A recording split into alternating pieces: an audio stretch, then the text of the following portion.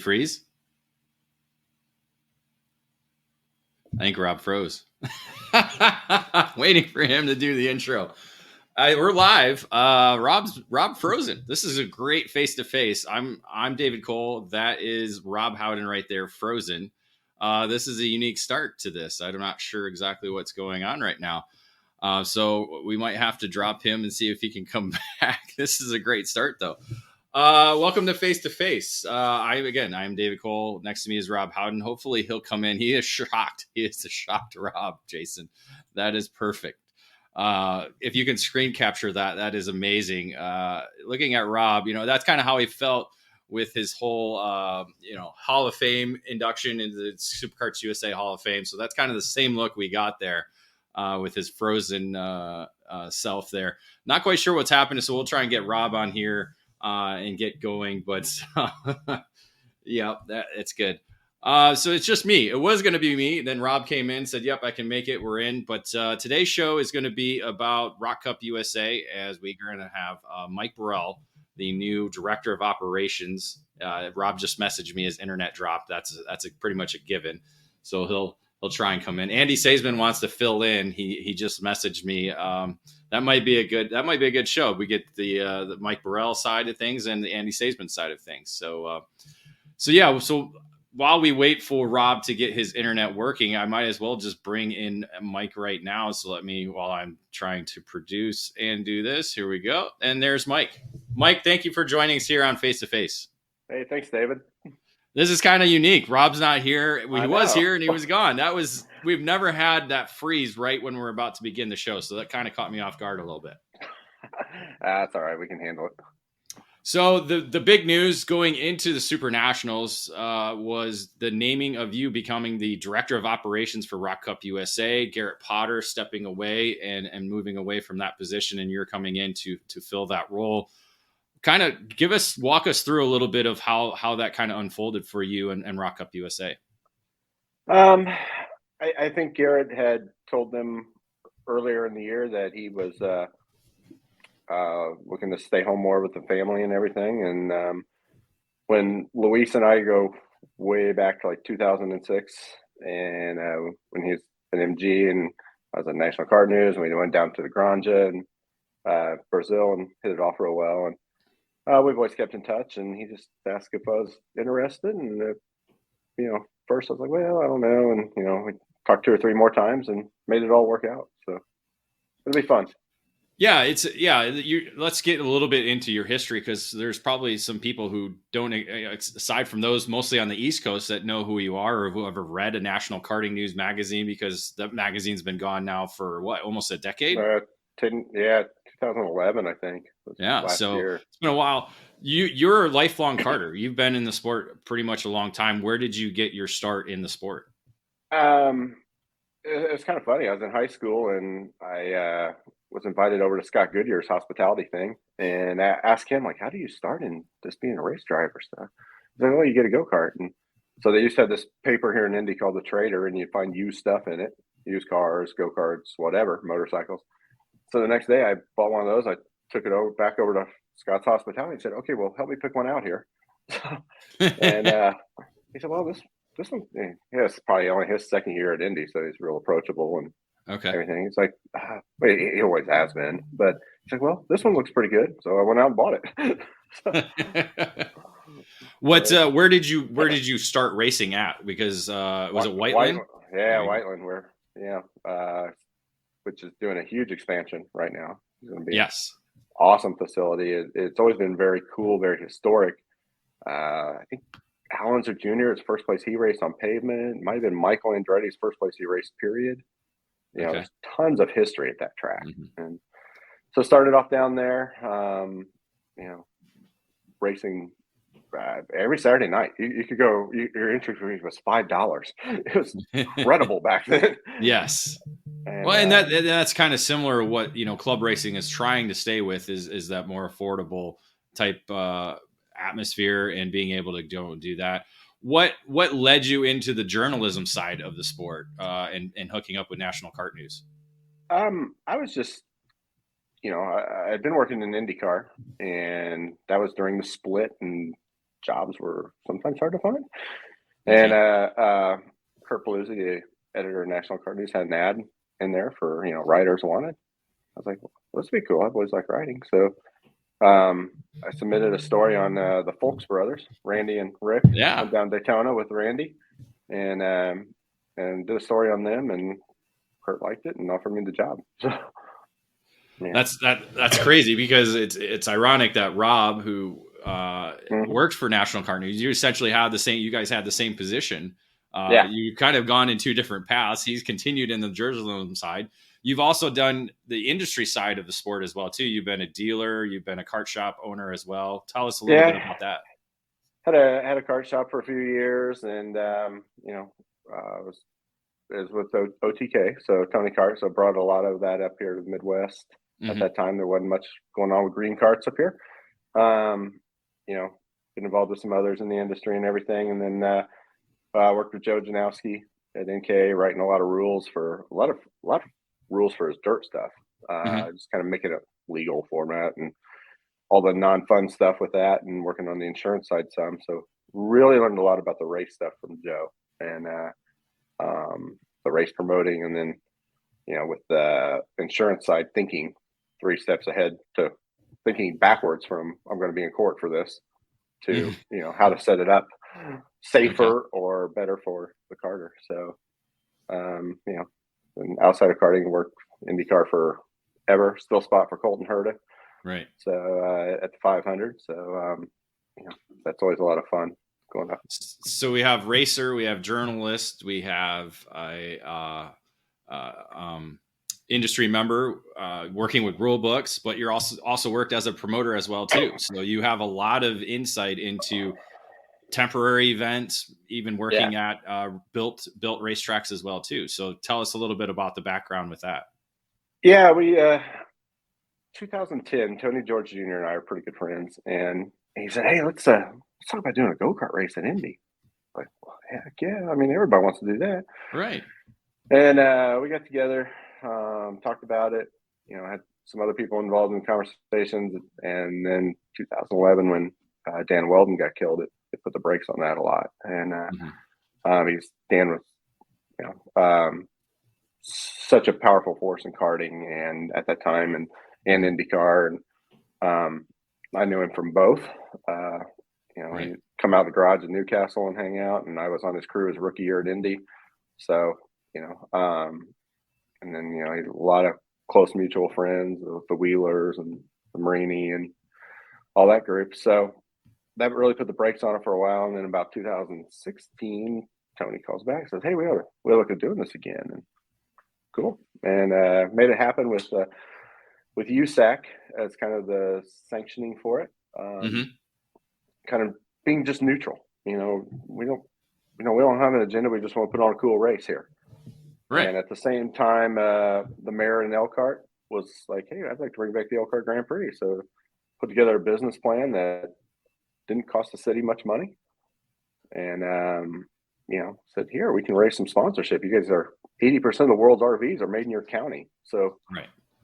Let's raise some sponsorship and make this event happen." So, and just because it was cool, I had a real job, and that I enjoyed, and it was just a side thing that was cool and fun to do. So, and the Indy event was huge. You guys came down to that. Yeah, the Indy event. I mean, that's all we hear about once a week. I think we get a message. "Hey, have you heard anything about the Brickyard?" Let's just put that to bed right now. Where is your position right now with USAC? Is it no more? Kind of talk about where their future is in terms of what you know.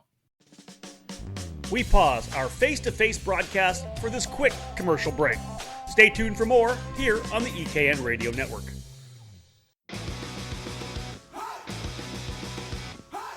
Acceleration Kart Racing is your first and only stop on the internet for karts, parts, and the safety gear you need to get you on the track. Visit shopakr.com for a great selection of karting equipment on a user-friendly website. Acceleration Kart Racing has aligned itself with many of the top manufacturers and distributors in the sport to ensure all the latest equipment is available to you, the racer. With over 20 years in business and customer support available 6 days a week, you can be confident about getting the right parts at the right price when you need them. Be sure to visit shopakr.com today or stop by their headquarters in Las Vegas.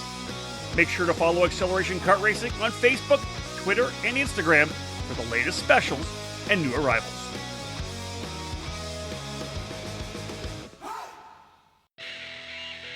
The Challenge of the Americas is back for its 16th season in 2023, and some intriguing changes are in store to make this new year the most exciting yet.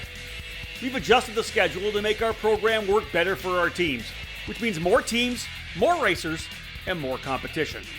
For the first time, we're starting the Challenge of the Americas season in February. We're launching at the incredible Musselman Honda Circuit in Tucson, one of the best racetracks in the country, on the February 3rd to 5th weekend, and then we'll head to the PKRA facility in Phoenix on March 3rd, 4th, and 5th. The finale will again take place at the beautiful Sonoma Raceway this year on April 14th, 15th, and 16th. The sought-after tickets to the ROK Cup Super Final in Italy and the ROK Vegas event in Las Vegas will be on the line, as always. We're also stoking the fire for the series with 2 exciting new classes for this year's challenge that have the karting community buzzing. We'll be the first program to offer the new CIK FIA OKN formula, which is karting at its purest. Direct drive, no starter, light and fast. Who's up for this challenge? We're also providing the country's only place for juniors to race gearbox karts with our new ROK Shifter Junior class. The engine is restricted, which provides an incredible experience for our young racers, and durability and lower engine costs for our families. If your son or daughter is looking at a shifter, race the challenge to get real experience. The 2023 season of the Challenge of the Americas kicks off in less than 3 months, so make sure you book the weekends on your racing calendar. To learn more, head to challengekarting.com.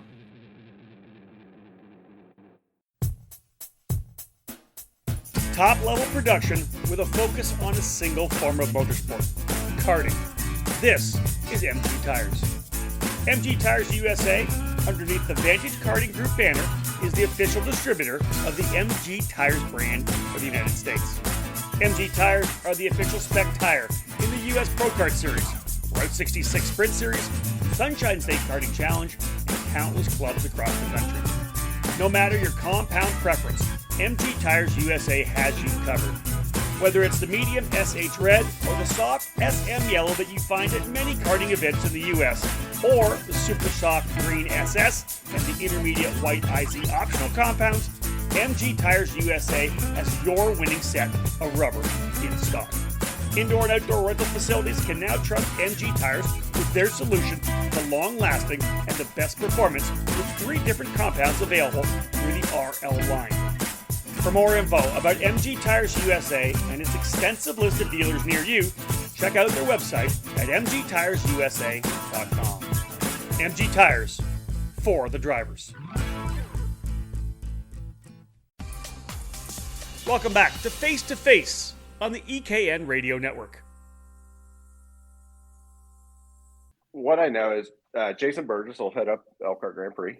Okay. They should have they have a date. They're working on an announcement this week. Mm-hmm.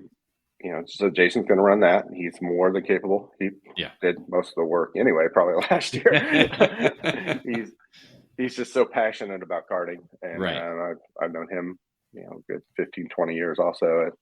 He karted around here locally and loves the street races and things. So Jason's going to run all that. As for the Brickyard, it's always there.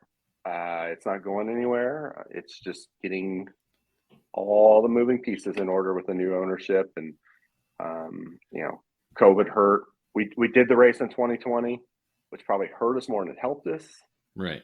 But because there was nothing else going on, but we're always talking, and it's always a possibility. So are you still having a relationship with USAC, just not absolutely. Officially? Yeah. Okay. Yeah. I mean, they're half mile from my house. Exactly. So I'm over there a lot. If nobody's ever been to their headquarters, it actually has a bar in the first floor. which is exactly cool. what you were, your background last time you were on. Yeah, our I know. Face2Face, I'm yeah. home now, but they had that, and it's just good group of people in racing, and you Right. get so many different perspectives. You sit Mhm. down and talk to the sprint car guys, and it's like, hey, we've been doing this at our races, and this seems to work. And they're Porsche series guys and SRO, they sanction SRO, and Right. yeah, we've seen these guys come up from karting, and they've told us the karting does this, and it's like, yeah, we do this and that in karting, and oh well, that might work here, so we're gonna. So it's just always good to drop in places like that and get everybody's perspective from around different aspects of the sport. And that's a Yeah. great word to use for my next question is perspective. What is it that you're going to bring from, USAC and all the other stuff that you've done in your career to Rock Cup USA? Is it going to be kind of like a sit back and kind of see how things unfold, because it's kind of been dropped in your lap? 2023 is just around the corner. Is it kind of just let things kind of go, kind of work yourself into maybe making some changes, or what is your perspective going into this position? It's going to be this Florida Winter Tour coming up will probably be a lot of the same. I mean, they had a great operations staff. Mm-hmm. Robbie and Ursula and Chuck Yoder, everybody there that I've seen has done an incredible job at their events. So the first thing I told Luis was, I don't want to make any changes. I mean, you guys on the operations side are good. You're solid. So I told all that staff that too. I was like, hey, everybody's welcome back. You guys do an excellent job from everything I've seen. And, I think the phrase I used was, we don't have to reinvent the wheel here. We just got to keep polishing it. So Okay. That's what we're going to do. We're just going to, if we can see something to make it a little better for the racer or for the event, we're going to do that. And then just kind of, go from there and get through Florida Winter Tour, and we'll sit down and then we'll talk about, okay, what worked, what didn't work, and what's the long term. How can we make this more fun first and keep it affordable, safe? It's kind of my three big things are safety, affordability, and fun. Mm-hmm. And safety always has to be first. The other two can kind of jockey back and forth. So. And the challenge is the first event's a temporary circuit. So right away it's about safety. Yeah. I know, but yeah. but that's obviously the first thing. Like as you said, you don't want to change things up. Are you guys going? You don't have to give too much information if you don't want to. But are you guys going with like a similar layout? Is you kind of just what they've done before there, and as you said, polishing it and making it a little bit better? Yeah, it'll probably be pretty similar. We're gonna go down there second week in December now, Mm-hmm. and check everything out. I'm hoping to get Robbie to come over and help with that, and we'll kind of do what Rick Folks and I always done. He was my race director for USAC stuff. We'll just walk around and be like, oh, maybe we need to shift the track here a little bit for this bump, or this is kind of a long straightaway. Maybe we need to break this up, or Okay. Same thing. But I mean, probably the plan is almost status quo right now. Let's run almost like we did in 2022. Make sure everything's good. And just came back from visiting the new Piquet track yesterday. So right. That was going to be my next question. That something new for the Florida Winter Tour is the PK race park. You just visited there. Kind of give us a little bit of feedback into that new facility and what people can expect from going there. It's moving forward quickly. Luis lives, I don't know, maybe 45 minutes from there. So he's out there often, and he says every time I come, whatever they said was going to be done is done. And so yeah, they've still got work to do, and they're working. They have 20 plus people there every day working on the facility, and I think it'll be done. It's cool layout. I mean, they got 20 some different layouts they could do. I took a rental card out, and it's like, okay, well, we could do this. It reminded me a lot of Ocala. The layout, just kind of for everybody that's ever raced at Ocala, and talk about a track we all miss. I always enjoyed going there. Probably a little bit more turns than Ocala, right? Possibly. I mean, Okay. heck, and the way they got it, you could almost run an oval down there. Too. So There we go. We're not going to do that. Let's put Well, you just love spotting so much. You want to be a spotter for the weekend, right? Yeah, there you go. Yeah, I'll just stand up there and out of reach, and yep, you're clear. Exactly. Well, let's continue on with 2023. In the past, we've always had the Rock Fest events. We've had a West Coast, we've had an East Coast. Is that still a plan going forward in 2023? Yeah, for sure.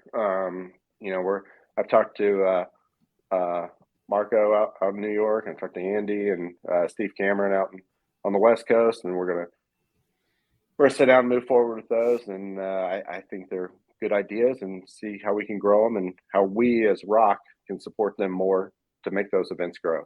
Whether it's a little deeper prize package, or do something to help attract the racers to those, and then kind of build those as the funnel into Vegas. Okay. And, there's a lot of potential up at Marco's track in New York, with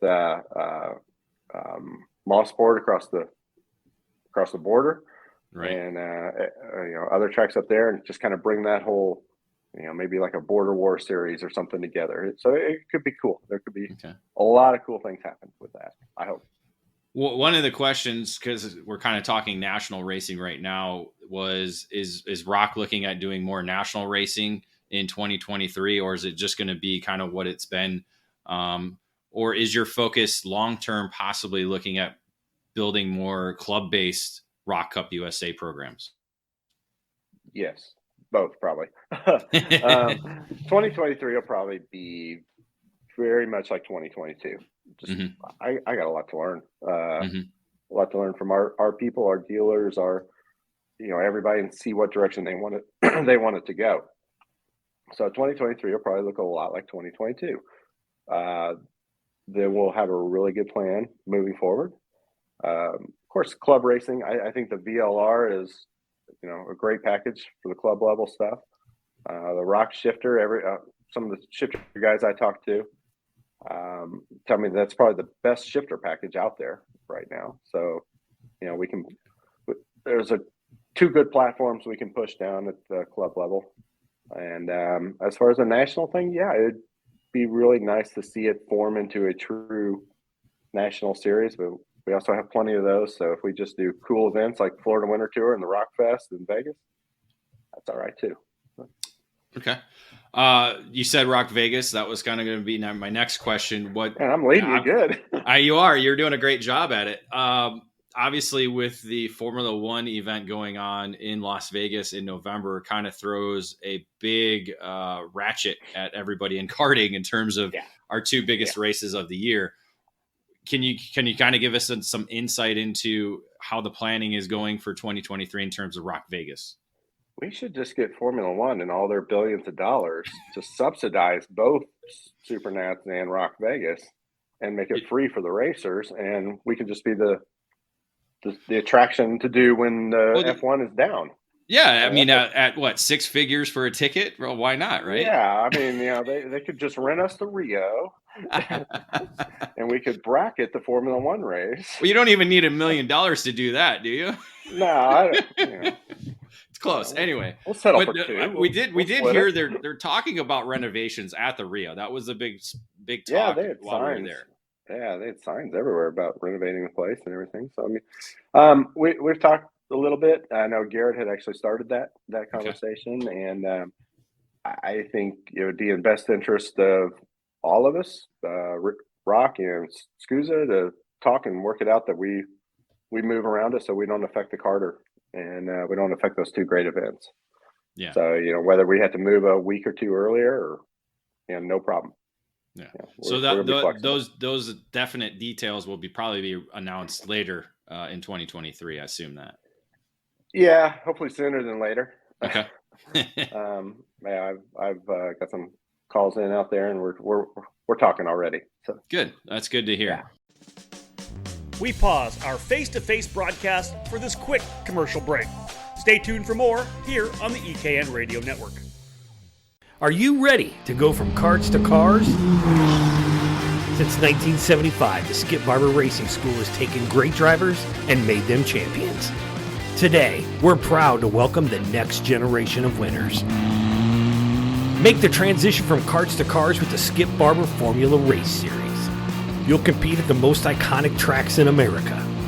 Race weekends include your very own equalized Formula 4 race car, a professional crew, expert instruction, video and data analysis, hospitality, and more. This is the place to fulfill your dream of becoming a champion.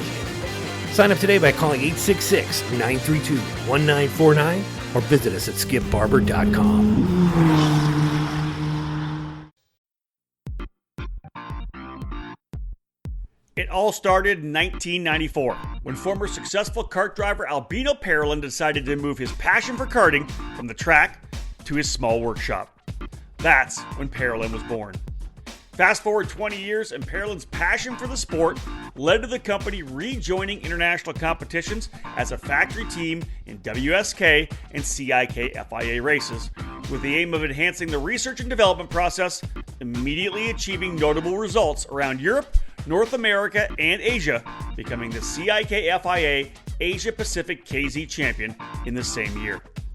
Parolin USA is North America's source for Parolin products, and we run a factory team at all of the major Superkarts USA and ROK Cup USA events. The Parolin chassis lineup for 2021 includes the Invader Shifter, the Le Mans Tag single-speed chassis for junior and senior classes, and the 28mm mini kart for the cadet classes. Parolin has been winning races all over the world, and it's on top of the podium in the USA as well, with drivers like Kai Sorensen, Mateus Orjuela, and Alessandro De Tullio. Get on the chassis that's winning. Drive a Parolin. For more information, head to ParolinUSA.com. Need race fuel or oil? Hyperfuels is an authorized distributor for several of the brands that are spec fluids in American karting, including Elf and Aspen Sport. They also stock and ship methanol. Hyperfuels has a web store that can take your orders 24/7, and they ship UPS. That's right, Hyperfuels can ship fuel and oil right to your door. Whether you need Elf Racing Fuels or Elf ATX 909 oil or Aspen Sport 98 octane fuel for SCUSA competition, they have it in stock.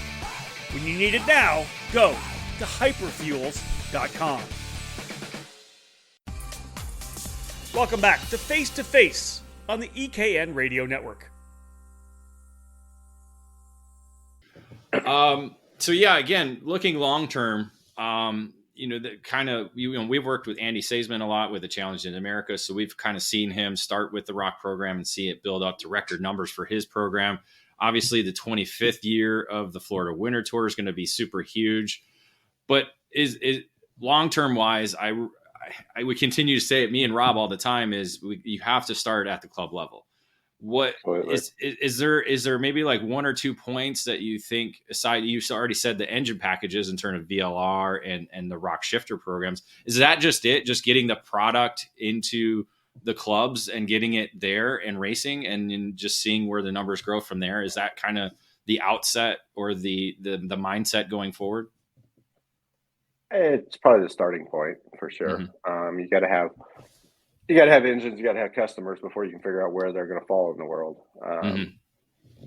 It would be interesting to get a system in place to say, yeah, you're ready for the next level, other than just here, come in her. So, I know that's being talked about and could be a good thing. But it's always got to be a little bit up to the racer, a little bit up to the club, and so often a unique situation. Racer talent and budget commitments. Talking about the Challenge in Americas, they're looking at doing the Tillotson carburetor. Is that something that you've been educated about? Is that something that, ROK Cup USA is looking to do across the country? Are you kind of still learning about that for the mini engine? Mini, yeah. No, that's going to happen. That's going to happen across the country. I've already had a couple calls with OTK Italy about that and everything. There's already a stock of the Tillotsons for the ROK motors in Orlando. The manifold's getting homologated and everything, and as soon as they're hot off the lathe or the mill, whatever. Off the press. Just say off the press. Yeah, off the press. Yeah, there we go. However they're made, they're going to be DHL shipping them over to OTK USA in Orlando, and we'll start to get them out to the customers in kind of a priority order. So I know that's been a question on the internet. I've told people, hey, I'll get back to you. I'm getting the facts on that daily right now. Daily. So, Gotcha. Yeah, our goal with that is to get it implemented maybe by Florida Winter Tour 2. It's early with the holidays and everything. Maybe by 3. We're not gonna do it shotgun where it's just like go back, change carburetors. Right. We want to give people time at least between the races, maybe even at the races, to test. So we might end up allowing both carburetors to be run on the practice test day, and then if there's plenty of supply and everything's going good, say okay, switch. So, but yeah, that's a national thing with the ROK. Yes, yeah, they will be switching carburetors. Yeah, that'll be interesting. As you said, no better way to test it than race weekend. If you have some customers that are willing to provide that data and gives that head to head on the practice day. No, we're not gonna exactly. Not race day. Yeah, exactly. On a non-official day, it makes perfect sense to do that. Yeah. I think that was the only questions. Oh, one other. Are kids going to be allowed to run micro and mini ROK next season? What is the justification behind this? That was a question we had. So I guess in the past, to find that out. Yeah. Yeah. In the past, there were, because of the age overlaps, I think drivers were doing both categories. And I think that's the question. I imagine it was originally designed the overlap. So a kid that's really good but young can move up, or a kid that just started and is at that border age can stay down. I'm checking with insurance on this too, because I know there has been some insurance rules that didn't allow you to come back down if you've completed races up at a higher class. So, I got a lot of people to check with on that one and get that figured out. So, I'm I don't know on that. Yeah, and it's an interesting. It's like you said, it's they do it because, like you said, some drivers aren't able to move up that gap or up that next level, so they stay down an extra year. Or drivers, like you said, are advanced enough they can move up 1 year early. So it just has that overlap, and it personally to me, personally for me, you have to run both. Yeah, I'm not a fan of that. I mean, you move up, you moved up. You don't go back. At least in the series that you're competing in. If you want to stay down at another series that has a completely different set of rules, I think that's fine. But in the big term picture of everything, that's why we need national licensing system, right? I mean, let the USAC guy out of you come out with that, right? Yeah, that would help. I mean. Well, I mean, true. Like if you've moved up at one program, that means you moved up across the country. It would, for sure. I mean, that would for sure put an end to that. Makes things easier. I hate people that feel like they're going to go cherry pick. Right.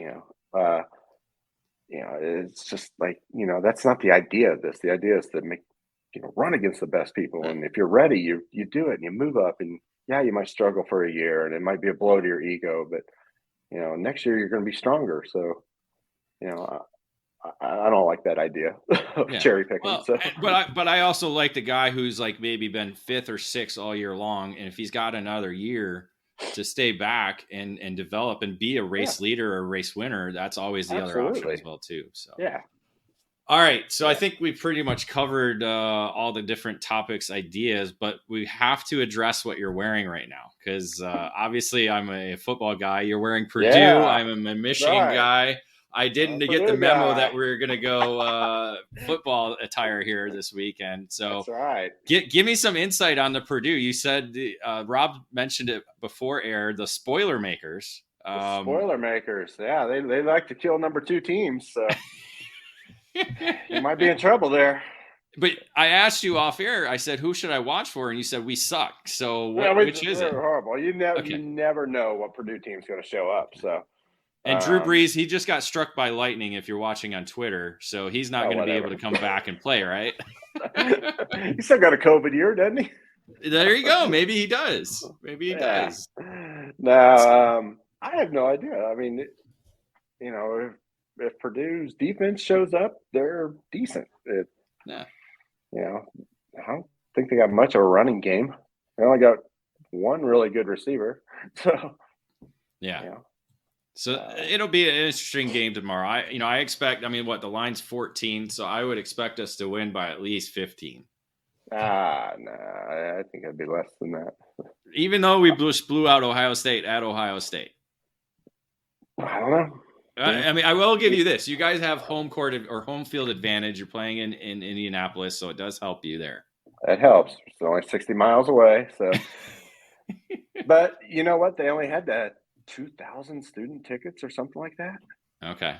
So for each school, right? So I mean, Michigan fans bought theirs like 3 weeks ago. Yeah, Purdue fans are buying theirs off Ohio State and Iowa fans, and they're walking out. So a lot of scalping going on the weekend, right? Oh, that's a good thing. That's legal here in Indiana. You can scalp tickets. That's awesome. That's amazing. So I think we've pretty much covered everything. Any other final words about the new position and just the outlook for what is a new and interesting role for you moving forward in the karting industry? No, I'm just excited about it. It's going to be a bit of a challenge getting up to speed in about 2 months or less on everything, and then but it'll be fine. We got a good group. With me. Robbie, Ursula, Chuck, everybody. I could go down the whole list. A lot of people I haven't met yet, but a lot of people I know the names, and it's like, oh yeah, I've heard that name and never heard anything bad about them. So we're gonna keep a lot of the stuff status quo, get through winter tour here, and then see what kind of good ideas we can, grow it and move forward. And I always like Bill Wright's motto at winter tour: that it's serious fun. We pause our face-to-face broadcast for this quick commercial break. Stay tuned for more here on the EKN Radio Network.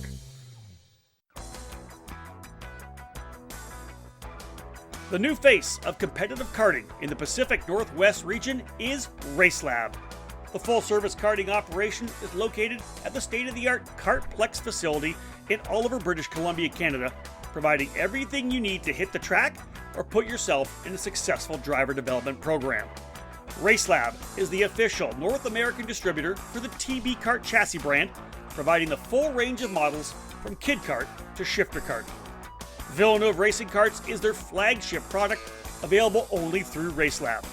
The brand carries the name of Formula One champion and Indianapolis 500 winner Jacques Villeneuve, with each model produced by TB Kart.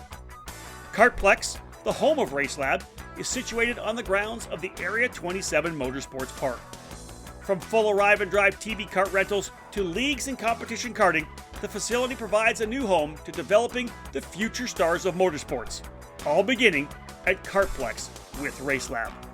Follow RaceLab on social media on Facebook and Instagram, or load up their website at www.theracelab.ca to learn more about TB Kart and Villeneuve Racing Karts.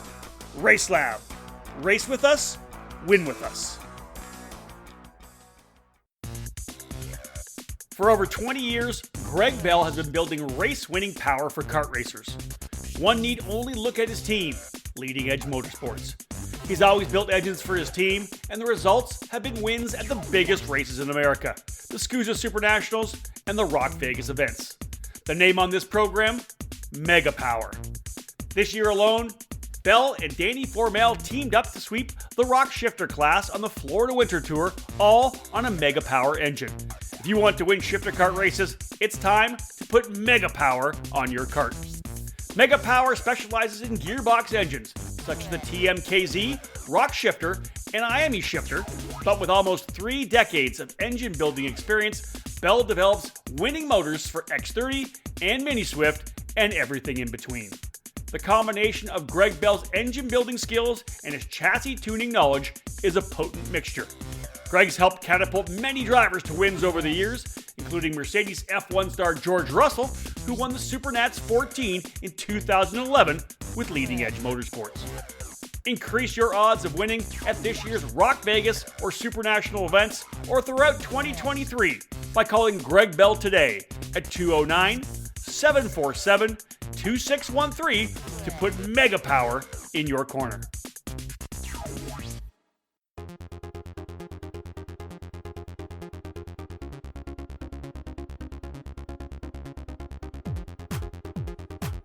You can buy all the latest and greatest products on the market, but when you're karting to win, it boils down to one thing: you, the driver. Gain the knowledge and abilities by investing in yourself at the Alan Rudolph Racing Academy, and you'll find those extra tenths of a second you need to put yourself on the podium. The school was established by SuperKarts USA Hall of Fame driver Alan Rudolph, with decades of victories and championships in multiple forms of the sport, including other disciplines of racing. The Alan Rudolph Racing Academy, located at the Speed Sports Racing Park in the metropolitan Houston area, is designed to teach driving skills at all levels. The instructors of the Academy have decades of racing experience and educating drivers of all ages. Classes at the Academy will teach the concepts and skills needed both behind the wheel and off the track. From the beginning kart racing experience and intro to karting courses, to their advanced 1-day and 2-day courses and karting clinics, the Alan Rudolph Racing Academy can improve the skills of any driver. For more information on the specific programs that the Alan Rudolph Racing Academy can provide for you, head to speedsports.com and click on the Racing Academy page. Be sure to follow the Academy on social media by searching for Alan Rudolph Racing Academy. Welcome back to Face2Face on the EKN Radio Network. So, it's coming back. We'll take serious, but the fun's got to be a big part of it too. There you go. And that, again, that's, I think, looking from the outside in, that's something that you've always stressed about. That's what you did at the Battle of Brickyard, Elkhart Grand Prix, and everything else you've done. I mean, hell, you fielded a team with Will Power and Simon Pagino for RoboPong. I mean, what more fun is that, right?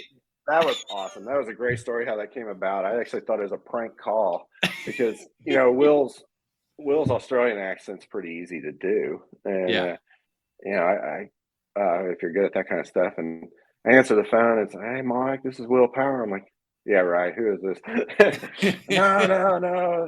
He starts explaining how he got my number and everything. And he's like, "Yeah." And this was Tuesday before the RoboPong practice really started, or maybe it's Monday. What year? Anyway, and what year was this? 2010. 2010. So, yeah. Simon, I think, had won the ALMS championship that year. Yep. And Will and him were good friends. And, Will said, "Oh, yeah, I want to put together a RoboPong team. And, for me and Simon Pagino." I'm like, "Okay, cool." And Will came by and, I'm like, "Well, okay, I got a Tony kart, we got a Leopard." And he's like, "Well, Simon's got a kart mini that DeFerrin gave him and a Rotax." Okay, well, we can work with that too. So I think over that weekend we had all 4 possible combinations tried on the racetrack. Yeah. Those 2 guys were like, "Okay, well, I like this chassis," and Simon says, "Hey, I feel like I ought to run this car mini because Jill gave it to me." Okay, well, what's Will think? Will likes the Tony car. For Christ's sake. So we ended up with a kart mini with a Leopard. So we ended up with my engine on Simon's kart. Yeah. And Will, it was kind of a preview of things to come. It was kind of neat. We're standing there watching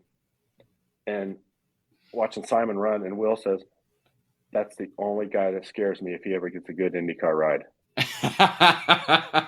And sure enough, they end up teammates at Penske a few years later. And Simon just had an awesome year in like 2019. Yeah. Even the year before that, he won the championship or so. Mm-hmm. But they were just so much fun to work with. And Simon, he comes in with this little page or 2 of notes every morning with like 6-point font. the brake pedals, half inch too far, or all this real detail. Going down to lunch, I'm like, Simon, why don't you get in there at Newcastle? I don't have anything to do at lunch. Oh no, I just didn't like that salad, so I didn't want to get it again. And they were just awesome. I mean, it was so professional. So just brought me to another level. It's like, wow, you look at the data, and Simon's like, I brake too hard. I brake too late versus Will. Yeah, I'll fix that. And sure enough, then the next session, after showing Simon the data, you put the lines on top of each other, and they're the exact same. Those two. It's just such a high level. It is. It's unique. Yeah, it's unique to watch them work in the karting realm. Seeing Will Power at the Super Nationals a couple weeks ago, and seeing him at GoPro, and just the methodicalness of him and the way he's approaching the karting. I mean, it's what separates the professionals from the amateurs, such as myself or Rob Howden. Yeah, it does. We all think we're like these big professionals, and then you get to work with guys like that, and it's like, oh yeah, we're way down here somewhere. We're down there. Exactly. But, they were fun, and I mean, talk about an incredible learning experience for myself and the couple guys helping, on the carts that weekend and everything. It's just, really next level. So. All right, I guess we let him in now that he got his internet working. Let's see what he's got to say. You guys did a great job. Oh, thanks. That's one of the best shows I've ever had. Yeah, exactly. Watching and typing from your phone all the entire time, right? Fantastic. You guys did a great job. Very informative. Yeah. I think you got the wrong mic working, but that's a different story. Whatever. Right now, maybe it's not working. That's fine. We'll take what we got right now. Any final questions for Mike before we call the show? No, I think it was good, man. It's pretty much what I was hoping to get and understand. Obviously, Mike, I think the big thing is I will say that everybody kind of needs to give you a little bit of a little breathing room, because I'd appreciate that. I know people on top of you, right? It's like, hey, this is what we're doing. You're into this deal. You got your feet wet, man. You're going to have to dive deep into this thing. And it's going to be a lot. I don't say a lot of work, but I know you're excited about it, but man, you're going to be drinking water out of a fire hose for the next 3 months. That's all right. I've been planning on that, and I keep telling myself that this is get through March and everything will be good. I think when you said when we had talked before too, Mike, you said that you have such a great, the ROK Cup USA has such a great staff already. The operating team is fantastic, right? So you can kind of let them do what they do. Andy Saisman does that all the time, right? We'll go to a racetrack, he'll get things set up, and then Friday afternoon, he sits back and says, okay, I hired you guys, do your job. Right. And that's what we got to do better in karting. I mean, I got to be the promoter, the guy, shaking the hands and, putting out little fires and trying to keep everybody happy. And, those guys got to make the race happen. And Rick Folks and I always did a good job with that at Brickyard and Elkhart. Is, it's like, okay, well, that side of the track's his. I don't. There were people come to me and say like, this happened in that race, and I'm like, man, I didn't get to see the race. I didn't see it. I'm back here. Not my job. I'm back here making sure the porta pots are clean or something, or functioning. But And Mike, I would think too for you, obviously with the operations being so good with what they already have, and you coming from USAC, for you, it's going to be talking to all the customers, right? Like you said, you're going to be on the phone with all the dealers. You're going to talk to every ROK customer that's around. You got to immerse yourself in the ROK product and the ROK brand and the ROK people, right? The community itself. Yeah, absolutely. I mean, it's a whole division of a big, huge company, and ultimately we're all accountable to them. So I got to keep OTK side happy and keep the customer side happy, and just kind of bridge that gap and be the guy that, okay, you need this from OTK. Let me see what I can do to make that happen. So just be the ambassador, I guess, the middleman. That's it. Yeah. I hate all right, that term. All right, David, you're the quarterback here. I'm going to sit back for more. Oh yeah. You gotta sit. Yeah, that's what happens when you go and race Super Nationals and you think you're all that because you finished 19th instead of 21st where you should have finished. That's exactly what happens. Wow. But Mike, thank you for joining us on Face to Face, and we're excited to see what happens in 2023 and beyond for ROK Cup USA. Yeah, thanks guys. I appreciate it, and welcome to come out anytime. Look forward to it. Thanks, Mike. Yeah, we definitely will for sure. All right. Let's drop him, and we'll do a little closing segment. Now that you're actually on the show, I had to do the whole opening. It caught me out. I'm literally staring at you, waiting for you to say, "Hey, ECAN Nation," and you don't move. And I think you froze again. This is perfect. This is a great way to end the show. Rob is frozen up again. Just an amazing show. This is a happy Friday, definitely. Smiling just like that and excited to be on another Face2Face episode here on ekartingnews.com. So again, thank you, Mike Burrell, for joining us, and thank you, Rob Howden, for freezing up the entire show. I am David Cole of ECAN Nation for joining us. Until next show, thank you very much.